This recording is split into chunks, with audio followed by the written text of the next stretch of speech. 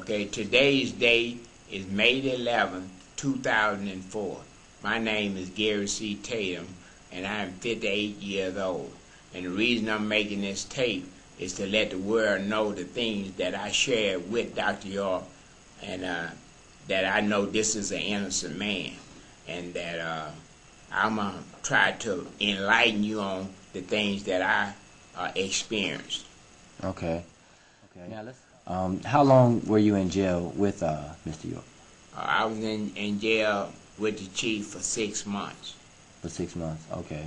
Okay. You refer to him as the chief. What is there a particular reason why you call him chief? Well, you know, Dr. York is a chief among the Native Americans, and everybody in jail would call him chief because we respected him as a chief, and that's why I call him chief. Okay, and what? Okay, you say you were in the jail with him for 6 months. Okay, prior to that, did he ever explain to you the conditions of the different prisons that he was bounced to back and forth?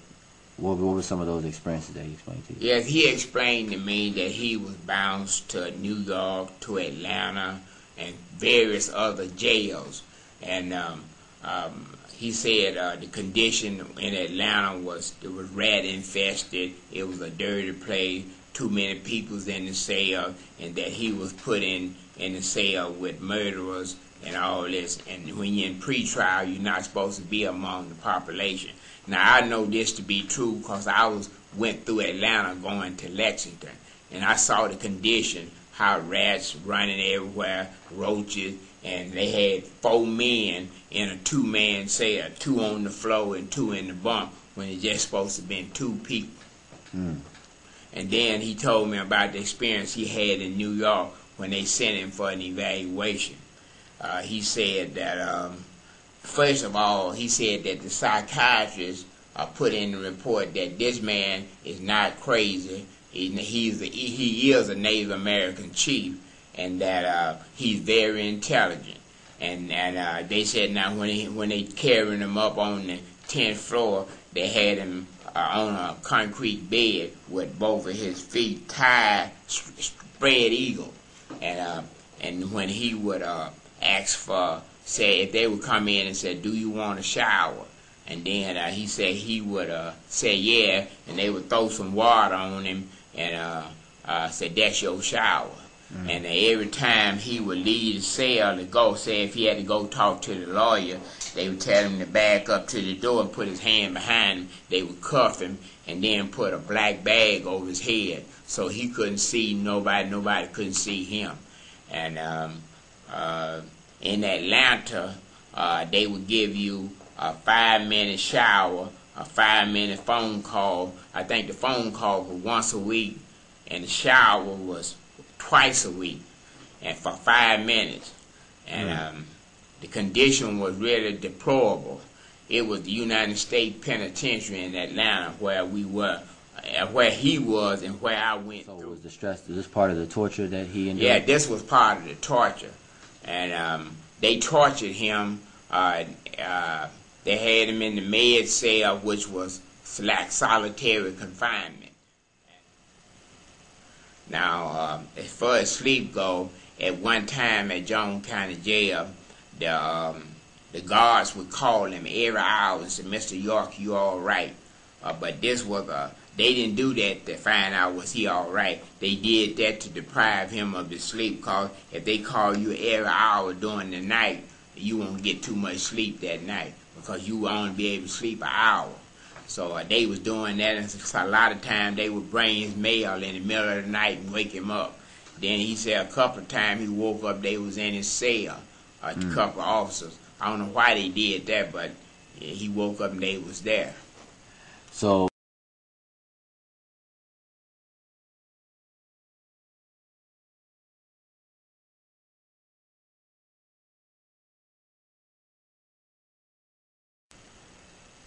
okay, in your experiences, you know, being with the chief in jail, what would you say his health condition is?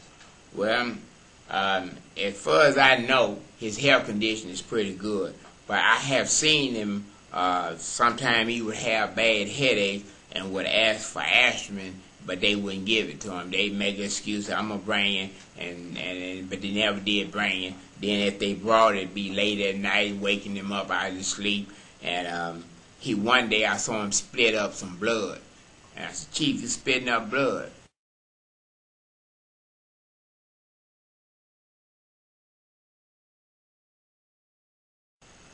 Okay, if Mr. York, Chief Black Thunderbird Eagle, if he was able to see this videotape, what would you want to tell him?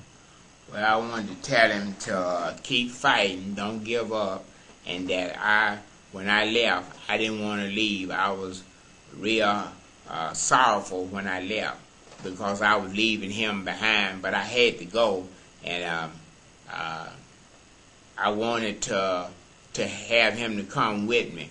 But since I was getting out, I knew that it's a chance that he'll be getting out real soon.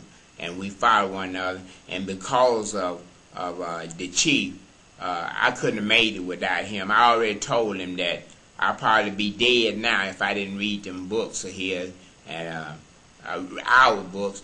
And I'm just right now, I can't express what I'm feeling because it's bad to know that we are friends for life, and my friend has gotten life sentence. So it's hard for me to express what I really feel. But I feel that he should be given a new trial, and that they should acquit him, and that he shouldn't have to go to no prison or anything.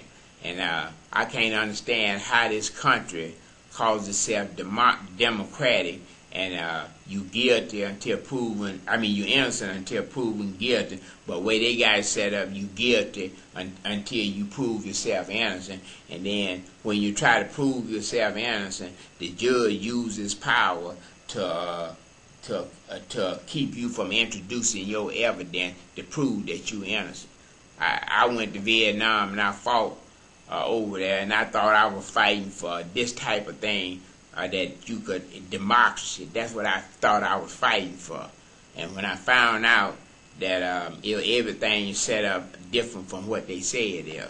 So if I could say something to Dr. York, I would say keep fighting, brother, and that I'll do whatever I can do to help to get you free, because you need to be out of that jail.